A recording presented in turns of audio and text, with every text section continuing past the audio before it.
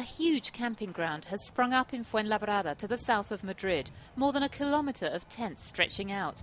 Over 2,000 people have been queuing here since last Monday to secure cheap housing.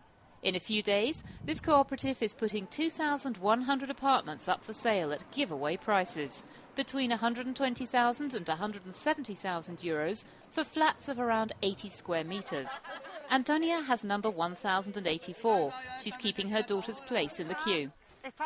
My daughter's paying 800 euros a month in rent at the moment. She earns just 1,000 euros a month and her husband earns a similar wage. So financially they're really finding it hard.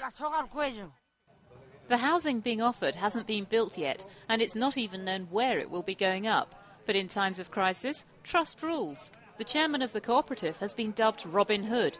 For years now, he's been selling flats with just a 3% profit margin. I make under 1% profit myself. That's fine by me. I can tell you that's plenty of money. What about other promoters? They're not making 1%. They're on something like 80% or 100% profit. In the end, most of these people will have spent 6 days and 5 nights in line. We group the tents together to help stay warm, and we've rigged up some covering to keep the humidity outside. The highly coveted apartments are destined for people under 35. It's young Spaniards who've been worst hit by the crises in housing and finance. I feel helpless, completely helpless. I've tried several times to become independent, but I've never managed to do so. These apartments are a chance for me to leave my parents' house. Ruben is president of the Movement for Decent Housing. He shows us his shared apartment, which is typical for a young Madrileño. He's from the generation that earns an average of 1,000 euros a month. His rent here is 800 euros. Okay, so this is my room. There's no central heating, so we have these little electric radiators like this one, because it gets really cold in the winter.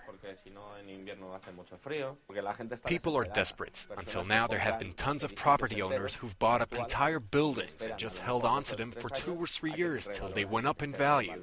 Then they'd resell at a profit. We believe that if there'd been a policy of penalizing the owners of buildings standing empty, that situation wouldn't have arisen.